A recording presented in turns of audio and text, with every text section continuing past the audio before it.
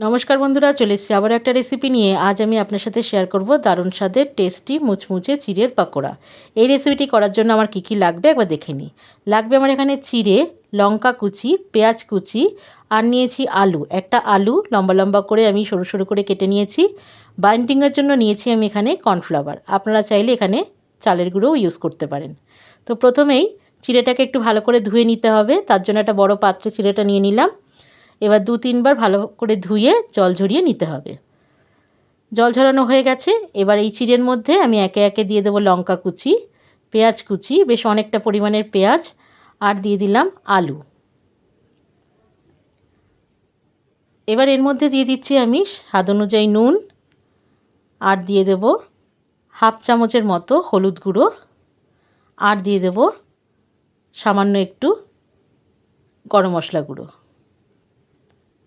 এবার সব কিছু একসাথে ভালো করে মেখে নেব। বাইন্ডিংয়ের জন্য দিয়ে দিলাম কর্নফ্লাওয়ার। এখানে কিন্তু আমি কোনো জলের ব্যবহার করব না, আমি জল ছাড়াই কিন্তু চিড়েটাকে মেখে নেব। মাখানো হয়ে গেছে, এবার চলে যাব গ্যাসে। গ্যাসে কড়াই বসিয়ে দিয়েছি, তেল গরম করতে দিয়ে দিয়েছি।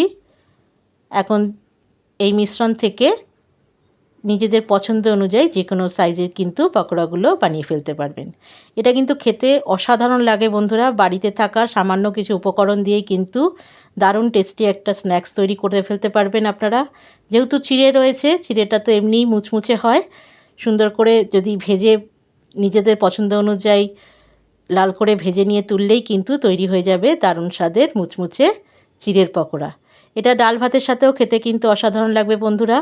পেঁয়াজি তো আমরা খাই, এভাবে একবার চিড়ে দিয়ে, পেঁয়াজ দিয়ে, আলু দিয়ে এই পকোড়াটা বানালে কিন্তু খেতে অসাধারণ লাগবে। ভাজা হয়ে গেছে, তুলে নিচ্ছি। এইভাবে আমি বানিয়ে ফেললাম চিড়ে, পেঁয়াজ, আলু দিয়ে চিড়ের পকোড়া। রেসিপিটি যদি ভালো লেগে থাকে তাহলে বাড়িতে অবশ্যই ট্রাই করবেন। ভালো লাগলে পরে আমাকে একটা লাইক, শেয়ার, কমেন্ট একটা ফলো করতে ভুলবেন না বন্ধুরা। ভালো থাকবেন, সুস্থ থাকবেন। দেখা হচ্ছে পরের একটা ভিডিওয়। ততক্ষণের জন্য ধন্যবাদ।